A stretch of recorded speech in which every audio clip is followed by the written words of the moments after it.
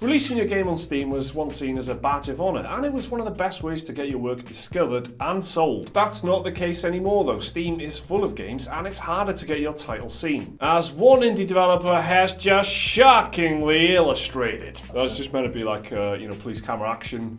Shockingly, the and driver took a criminal. left turn. Yeah. Right through a children's playfield. Indie developer Jason Rohrer released his new game recently. 1 Hour, 1 Life is a multiplayer survival game set in a persistent world where players cooperate to push civilization forward. And, as conveniently set out in the title, your character's life lasts just 1 hour before you have to continue to work with another character. But rather than put this game out on Steam like he has done with his previous games, Rohrer deliberately avoided Valve's platform. He instead chose to sell a DRM-free version of the game hosted on his own website for $20. And the result? Jason Rohrer has just made more money in 1 week than he did in 11 months with his last game. It's actually selling more and more as time goes on, and the number of unique players is growing by the day. Now, purposefully not hosting an indie game on Steam might seem like a bad idea at first glance, but clearly it's worked like a charm for 1 Hour, 1 Life. Rohrer explained his decision to do this on his personal blog.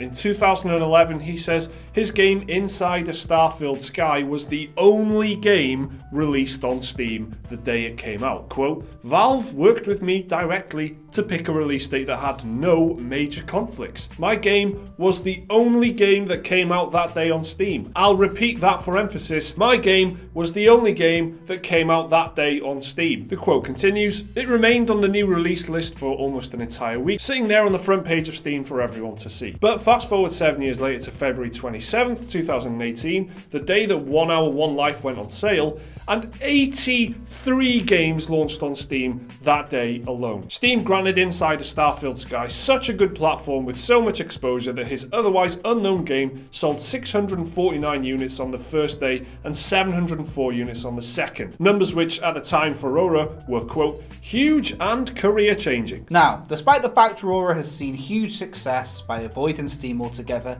he does say Valve's platform has lots of benefits. The huge install base, review system, customer loyalty, and a channel for games to spread virally. But he points out some of the very most successful PC games ever released have never been on Steam. Minecraft, League of Legends, Overwatch, and Hearthstone are all given as examples. And as for the game's success, how does a small indie game developed by one man succeed without the help of Steam? Well, the answer seems to be YouTube, or crowdsourced word of mouth as Rohrer calls it. He says the landscape has already changed dramatically since his first game back in 2011, with the traditional games press having, in his words, essentially vanished. 1 Hour, 1 Life has been growing wildly in terms of sales and players, thanks in large part to several 100,000 plus videos on YouTube. Rohrer says the game is designed as, quote, hopefully a unique situation generator down to its core and is endlessly replayable. The game was built for the current gaming landscape, designed to create situations which spread word of mouth. And that kind of success isn't instantaneous. It takes time to build, and it certainly looks like it's working. But it's also the kind of success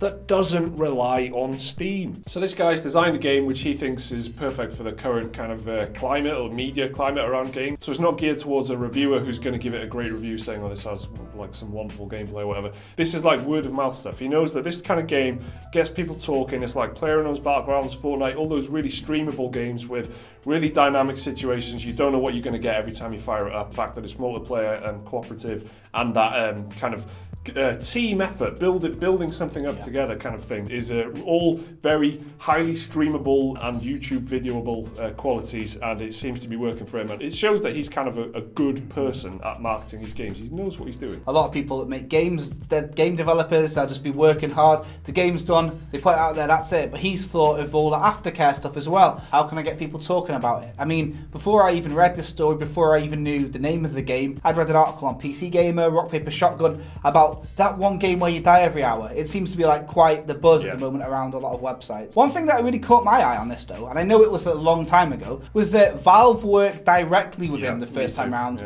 and he was like working around schedules to find a day where he wouldn't have to like fight against other people. And now it's 83 people that day. What point did they stop caring? That's what it seems like to me. Oh my god. The moral of the story really is that the guy is put in the graft to sell his game, and then that story from 2011 2011 shows that he knew what he was doing back then. You could see that Steam was the platform. If you wanted to get your PC game seen and played, you needed to speak to Valve, you needed to get your game on Steam, and it flipping worked for him. Changed his life. He's become a game developer. He's put out many games since. But then over the years, Steam's changed to be something else completely, and he has now adapted away from Steam. He's hosting it on his own website. He's doing all the groundwork himself. He's got his own bloody review system, which is kind of similar to Steam's. It just shows that if you put the graft in, and if you get the game out to streamers and YouTubers, and you can make a game that is for them as well as a good game, your game will sell. That's the kind of story. Don't expect to just put your game on Steam and then succeed, because it's not going to happen anymore. There's 83 games coming out in one day. I don't know about you, Mike, but I've been watching a lot of Shark Tank lately. And one mistake a lot of entrepreneurs make recently, I've seen, is that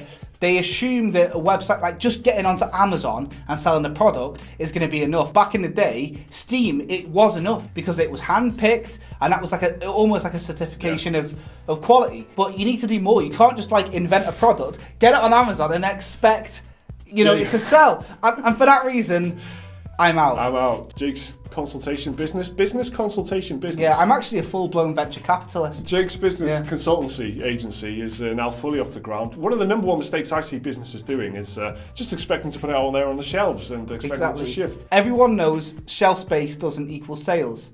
You're dead to me. So there you go, an indie developer consciously moving away from Steam. What do you think about this? Let us know down in the comments. Remember to like the video if you enjoyed it, and subscribe if you want to see more stuff like this every single day. There's another video right there which you can watch right now if you want, and a link to Patreon if you want to support the channel. See you next time.